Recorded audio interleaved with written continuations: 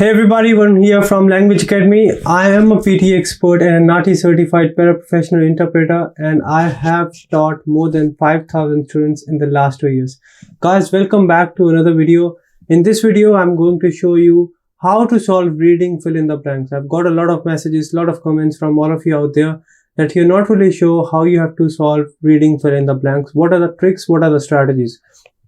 So what I'll be doing in this particular video, I'll be showing you 11 grammatical rules, and I'll be using the same to solve reading fill in the blanks. This is going to be a game changer if you watch till the very end, and if you try and understand what I'm trying to explain, you will be able to solve many of your reading fill in the blanks by the end of this video. Make sure you watch till the very end and get a pen and paper. Make sure you note each and everything down so that when you practice, you have each and everything written in front of you and you can implement the same strategies. This is one of the video of our online video course which we only give to our students, but yes, just to make sure that we are giving 100% to help you guys out, we are giving out all the grammatical rules you need to solve your reading fill in the blanks. Without wasting any time, let's get started. Let's have a look at what this task is about, how is this marked, what you need to do, and what are the rules. Let's get started. So as you can see on my screen, this is how your screen is going to look like. You'll have a text on your screen. These are your reading drag and drop blanks. We have another task for reading fill in the blanks, which are reading drop down blanks. In this video, will be looking at reading drag and drop blanks.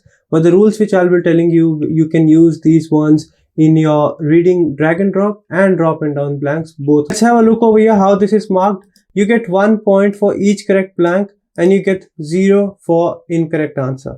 So it doesn't matter what happens, even if you're not really sure about the blanks or the answer, make sure you attempt each and everything. There's no negative marking. So make sure you never leave this task unattempted. Another thing, this is only going to contribute towards your reading section, not in your writing section. Your drop down blanks, which are also called your reading and writing blanks, are going to contribute towards your writing section. Alright, without wasting much time, so 1 point for each correct blank, 0 for each incorrect blank. The minimum you can get is 0, obviously, because there is no negative marking. Another thing which we have to be very careful about is the time. Do not take a lot of time. If you will take a lot of time on one passage, you're going to struggle to finish off your reading section, and that is going to give you a hard time when you are about to finish off your reading section. And if you are aiming for 6, 7 or 8, you have to make sure you use time properly. Do not mess this up, please. Alright, let's have a look at few of the things which are very, very important when it comes to reading blanks. Very first thing, your grammatical knowledge of grammar should be very good. Another thing, you need to make sure you understand the context properly. See guys, this thing which I personally believe a lot in, I've seen so many students, they're not very good with their collocations, with their grammar, but when it comes to understanding the context, what the passage is talking about, they're very good at understanding what the passage is talking about, and as a result, they're able to solve a lot of the blanks. A lot of blanks, lot of passages, right? So be very careful that you understand the context properly. Doesn't matter how good your grammar, your collocations are, you need to make sure you understand what the passage says, otherwise it can be very hard to get the right answer. So grammar, collocations. What are collocations? Collocations are basically words, a group of words which usually go together, which a native speaker generally speaks together when interacting in his daily life. For example, two words, quick and fast, both are similar words, same meaning, but a native speaker will always say, I'll take a quick shower. He'll never say, I'll take a fast shower. Even though quick and fast have similar meanings, but a native speaker or a sentence in English will always be like this, I'll go and take a quick shower. You will never say, or you'll never hear anyone saying, I'll take a fast shower.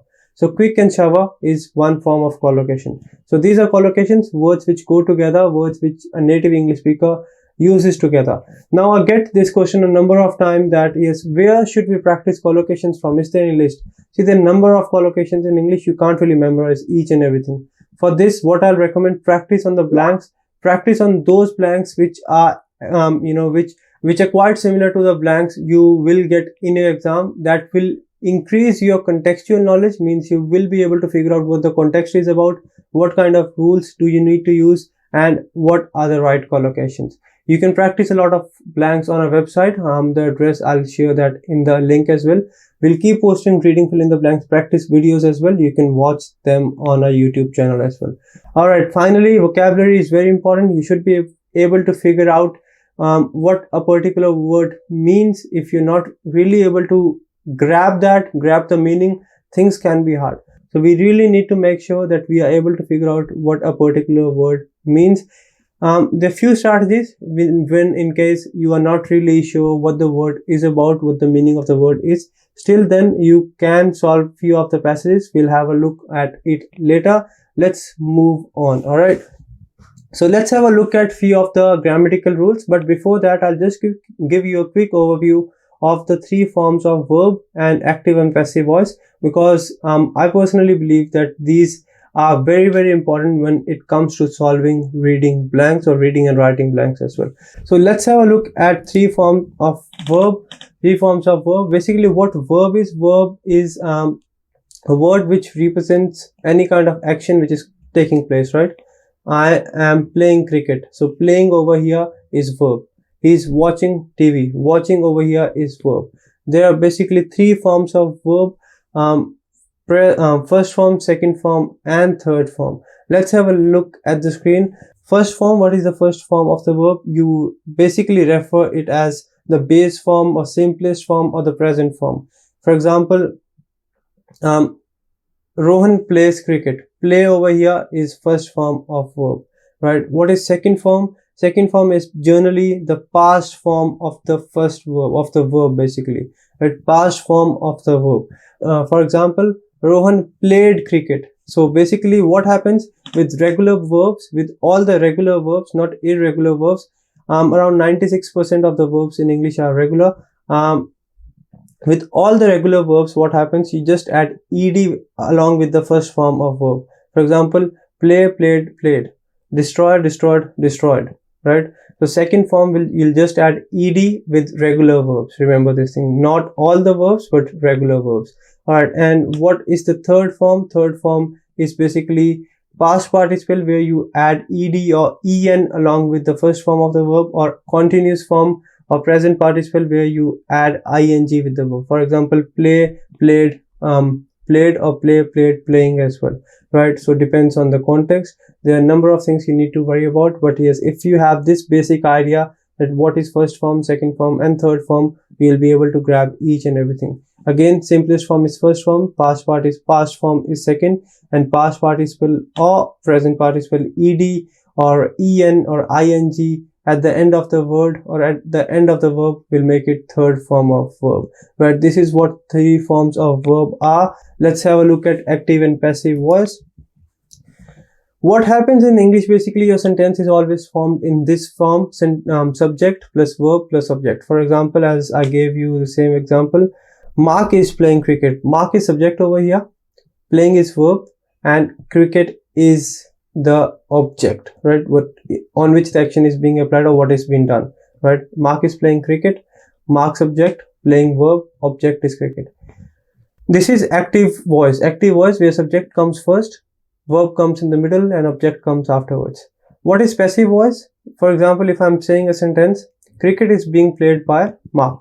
What happens over here? The object came in the beginning or subject, and the subject came afterwards. So whenever your sentence does not start with subject, it will be referred to as passive voice. It is as simple as that. When you have subject in the beginning of the sentence, that active voice, that is active voice. And when you have object or you have object before subject, that is passive voice. Why I'm telling you, just remember this thing. Whenever you have a sentence in passive voice, there will be always third form of verb. Please note this down. In passive voice, there will always be third form of verb. Remember this thing, please. So these were your three forms of verb and your active and passive voice. I wanted to give you a general idea before I tell you any kind of grammatical rules, so that you are well aware of what happens in the exam and how you have to use these grammatical rules, right? Let's have a look at the grammatical rules. So very first rule, as you can see on your screen, if there is any blank after the word to, remember this thing, I'll repeat again. If there is any blank after the word to, the word in the blank will be first form of verb. If there is any blank after the word to and verb is missing in the sentence. Pay attention please. If there is any blank after to and verb is missing in the sentence, you'll always use first form of verb. For example, I am here to watch a movie. You'll never say I am here to watch a movie. You'll always say I'm here to represent my client. You'll never say I'm here to representing my client. I'm here to represented my client. So with to, make sure you always use first form of verb when the verb is missing in the sentence. Please note this down. I know a lot of you are not, just writing it. You think, yes, I probably know it. Don't worry about it. I'll remember each and everything. Please pause the video. I'm asking you, please pause the video. Make sure you take each and everything down. Why? Because if you are putting in time over here, putting in effort, and then you're not getting any value out of it, there's no point of doing that. Please make sure you write each and everything down.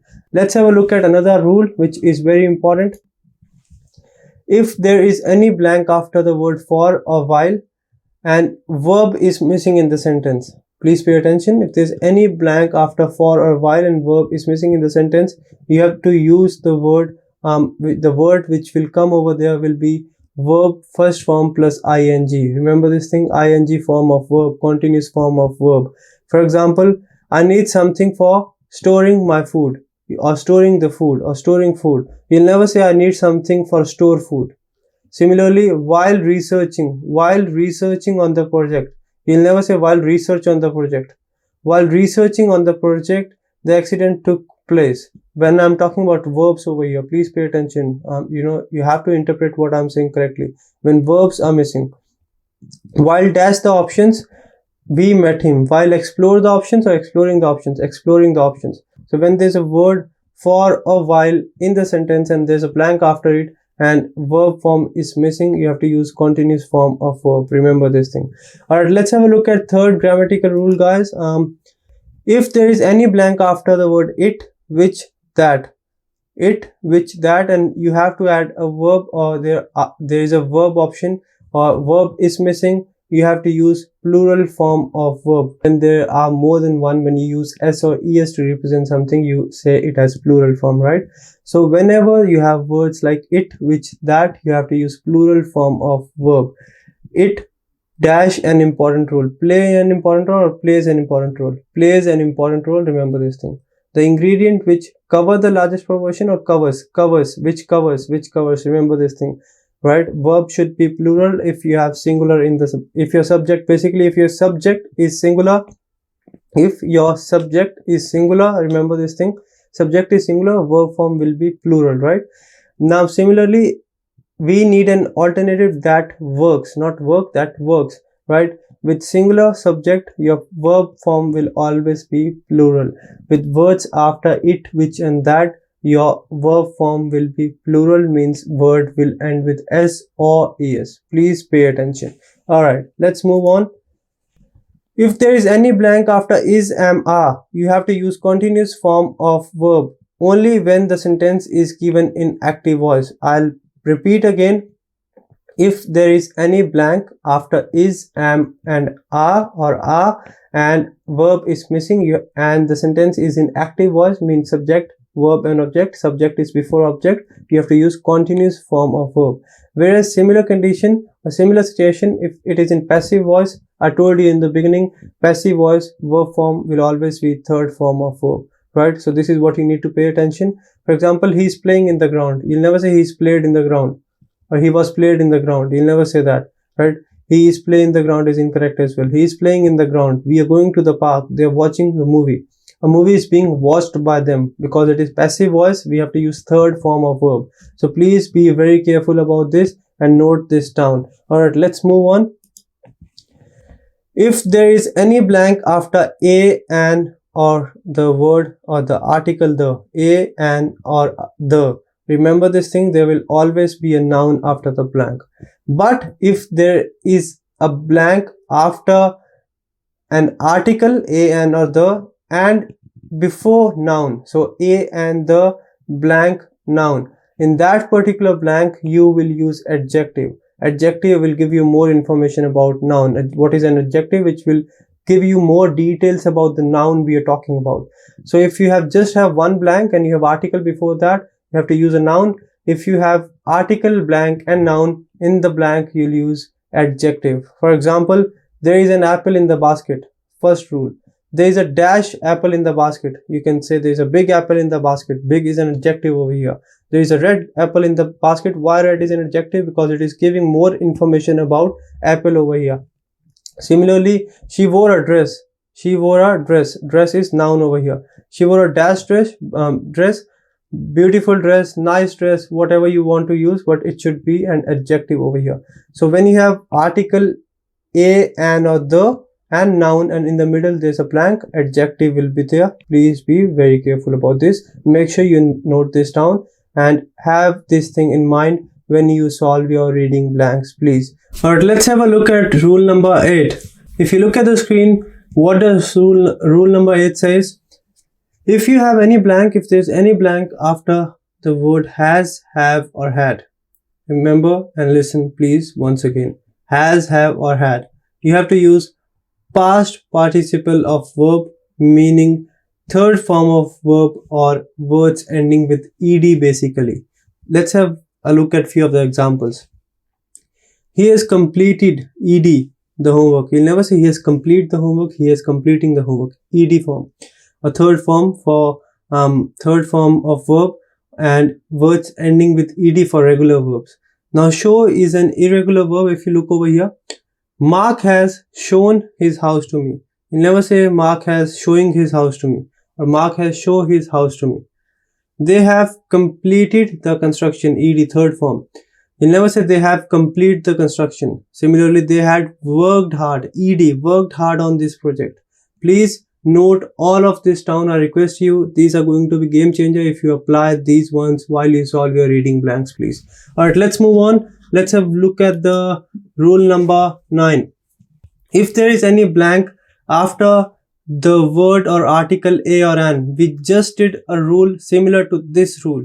We had a look at rule where if you have any blank right after article a, an, or the, you'll use a noun over there. Now what does this rule says? This says if you have any blank after article a or an, there will be a singular noun, because with words a or an you always use to represent single things, singular objects. For example, you'll never say there is a boys, you always say there is a boy, right? There is a TV, you'll never say there is a TVs, right? So if you have article a or an and right after there is a blank, obviously you know there will be a noun, but for a and an there will be a singular noun. For the article the, you can have singular or plural noun both, but for article a or an you'll have singular noun each and every time. Let's have a look at the example. He went to a party. You'll never say he went to parties. He went to a parties. Rohan bought a car. Remember this thing. There was an elephant in the jungle. You'll never say there was an elephant. An or a is always used to represent singular things and singular noun will be there. Please be very careful about this. Alright, let's have a look at rule number 10, please. If there is any blank after be or been, if there is any blank after the word be or been and verb is missing, there will either be the third form of verb or continuous form of verb. Again, after be or been, third form or continuous form of verb. He has been working on the project. You'll never say he has been work on the project or he has been worked on the project. He has been working on the project. The tutor told the students to be disciplined. You'll never say the tutor told the students to be disciplined or disciplining. There's no word as such. So the tutor told the students to be disciplined. So be very careful. After be or been, third form of verb or continuous form of verb. Please keep this thing in your mind. Alright, let's have a look at last rule. Very important rule. And this is going to help you to solve a lot of blanks. If there is any blank, if there's a blank after word can, could, may, will, would, shall, should, there will be first form of verb after the in the blank after that particular word. I will complete the work this afternoon. Never say I will completed the work this afternoon. Officers can die in the operation. Third form is died actually. Officers can died. You never say officers can die in the operation. we should work on this together. You'll never say we should working on this together. We should worked on this together. We should work on this together. So these were few of the grammatical rules, guys. Please make sure you note all of these, and while you practice, reading blank is something where you don't have tricks, means shortcuts. If something is wrong, you can't really say it right, because if you look at your essays, look at your retail lectures, you have a number of templates. Even if you don't get 100% accurate answers, you still get the full scores. You get full scores, right? But over here in reading section, answers are fixed and you can't really trick the computer. You can use the strategies, but you cannot use any kind of tricks that you're giving a wrong answer and you're getting the points. So make sure over here you practice a lot. You won't improve overnight. Please be very clear about this. You won't improve overnight. And if it would have been that easy, everyone would have done this, right? So you have to make sure you give your 100%. Day by day, you will improve. And make sure you use all of these grammatical rules. These are few of the grammar rules which we teach to our students on campus or online as well. Let's move on to few of the questions, and let's see how we have to solve the questions using the rules and without even using the rules, right? Alrighty. First of all, how you have to approach the passage. As soon as you get the passage on the screen, don't look at the options straight away. Please do not look at the options. One thing which I personally believe is the most important thing is the context. If you do not understand the context properly, doesn't matter how many grammatical rules you are aware of, doesn't matter how many tenses, verb forms you know, nothing's gonna help you. You have to make sure you're well versed, you are fully aware of what the context is about. Read the passage, skim the passage quickly. After that, don't look at the options. Now come on to the first blank. Come on to the first blank. Try, based on your understanding of the passage, try to think of a word which you think can go in that particular blank. If you can think of any such word which you can think based on the context that yes, this particular word can go over here. Once you have some word or some idea of what can go over here, then look at the options and see if that particular word is over there, or if any similar or synonym is over there. If you understand the context properly, I can guarantee this, I can write this down, you will find the word, you will be able to guess the word without looking at the options. Now, once you have guessed the word and you looked at the option, if you get any similar word or the same word, select that one.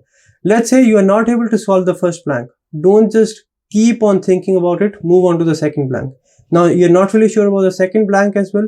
Don't worry about it. Move on to the third one and fourth one. Solve third and fourth one first and then move on to first and second. Why? Because if you'll just keep on thinking about first, you'll waste your time.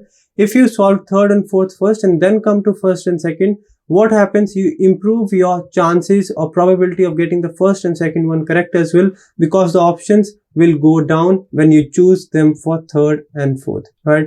So again, skim the passage. Read and understand the context. Contextual knowledge is very, very important. Then think of a word, then look at the options, and if you're not really sure, don't fill that particular blank. Fill the ones which you're sure about and then fill the remaining. This is how you have to approach. Let's solve one reading blank and see how we go. So the passage over here says, the soothsayer's warning to Julius Caesar, be aware the ides of March has forever imbued that date with a sense of dash. But in Roman times, the dash ides of March did not necessarily evoke a dark mood. It was dash the standard way of saying March 15. Surely such a fanciful expression must signify something more than merely another day. So they're talking about how Julius Caesar and different kind of expressions. There's a word expression over here. And Shakespeare's time, right? Alright, the soothsayer's warning to Julius Caesar, be aware the ides of March, has forever imbued the date with a sense of. Sense of. You have to find the right collocation. This is where collocation will help you. Sense of. There's nothing called sense of audience. There's nothing called sense of obviously. There's nothing called sense of expression. You'll never say I have a sense of expression. Sense of foreboding. Now let's say I don't really know what foreboding is. For example, I am not really sure what foreboding is. I'll leave it as yes, this can go because I'm not really sure about the meaning. Sense of relief. Looks to be the right answer. Sounds perfect. You always say, use the word or use the collocation sense of relief. Sense of simply is nothing. Sense of celebrities is nothing. So either most probably relief, but foreboding, I'm not really sure about the meaning. So let's leave this blank for now. Let's move on to the next one. But in Roman times, the dash inverted commas, IDs of March, inverted commas close, or double quotes basically. So you have got double quotes over here. Did not necessarily evoke a dark mood. It was dash the standard way. Let's fill third one first. I'm not really sure about second as well. Dash the standard way. Audience is the standard way. Obviously the standard way can go. Expression the standard way won't go. Foreboding the standard way, you'll never say playing the, right? Foreboding the standard way, relief the standard way, simply the standard way can go as well, and celebrities won't go. So either obviously or simply. Now you have to use that particular word which sounds better, which a native speaker will say. Native speaker will say simply. What you do is, in this case, try to place both the words in the blank and see which sounds more logical. You'll never say it is obviously or it was obviously the standard way. It was simply the standard way is the right collocation. What we'll do, we'll take simply over here. Alright, it was simply the standard way because simply the standard way is the right collocation, and a native speaker will say this is simply the standard way of doing. You'll never say it is obviously the standard way. Standard way is not obvious. A way of doing something is not obvious, right? Surely such a fanciful expression. No. Such a fanciful expression means they're referring something back which they have already mentioned in the passage. Such means expression, they're talking about this thing. Now in the passage itself, they're talking that this is an expression and this is in double quotes as well. So the word before this will be an adjective or expression. Expression goes from here till here, right? Not so even in Shakespeare's time, 16 centuries later, dash attending his play, Julius Caesar wouldn't have blinked twice upon hearing the dates called the Aries. Alright, dash attending, either audiences or celebrities. You never say obviously attending, foreboding attending, or relief attending. Dash attending his. Now, celebrities can go, I really understand, but again, they're talking about attending a show. If a celebrity is attending a show, you will refer to that person as an audience. So for basically that particular show, that particular thing, or that particular person, even though he is a celebrity, he will be part of the audience. So audience will be the right answer over here. Now let's go at the top again. First, sense of. Now we're left with 4 options. That's what I was talking about. First of all, fill the ones which you're sure about. That way you will increase the probability of getting this one correct. It was obviously, sense of obviously won't go, sense of celebrities won't go. So either relief or foreboding. Now you don't really know vocabulary over here, right? What you have to do over here, when you're not really sure about the vocabulary, you have to use contextual knowledge. Let's have a look at the context. The suit says warning. Warning is a negative context. Negative context, remember this thing. Warning to Julius Caesar for. Now, warning and sense of one and the same sentence, and they're going in the same flow, they're not contradicting, right? Means first part is same as the last part. So warning can never give you sense of relief. Relief is positive and warning is negative. If I say I'll give you a warning, you won't really have a sense of relief, right? Because relief is not going according to the passage, according to the context, I'll just place foreboding over here. Even though I was not really sure what foreboding means, that you can solve based on the context. You're not very good with the vocab, that's 100% fine, but context, if you understand the passage, you will get each and everything right. Trust me, believe me, and make sure you memorize and practice all of the grammatical rules. Let's have a look at another one. As you can see on your screen over here, to understand how many inhabitants, means people living in a country, are poor, it is not enough to know a country's per capita income. It is not enough to know a country's per capita income. This is one word which I just guessed, and I think it should be the right answer. It is in the option as well. The number of poor people in a country and the dash quality of life depends on how equally or unequally income is dash across the population. In Brazil and Hungary, for dash per capita income. So we have got the same collocation or same phrase in the passage itself. By default, per capita income is the right answer over here. We'll just place income over here. Per capita income. Levels are quite comparable, but the dash of poverty in Brazil is much higher. Let's solve this one. The number of poor people in a country and the dash quality of life depends on how equally or unequally. Dash is across the population. Average across the population is incorrect. Incidence across the population is incorrect. Effects across the population is incorrect. Example across is incorrect. Distributed across. You always say this is distributed across the population, can go. Expenditure across is not right, and lessened across. Lessened across won't really make any sense. Distributed will go over here.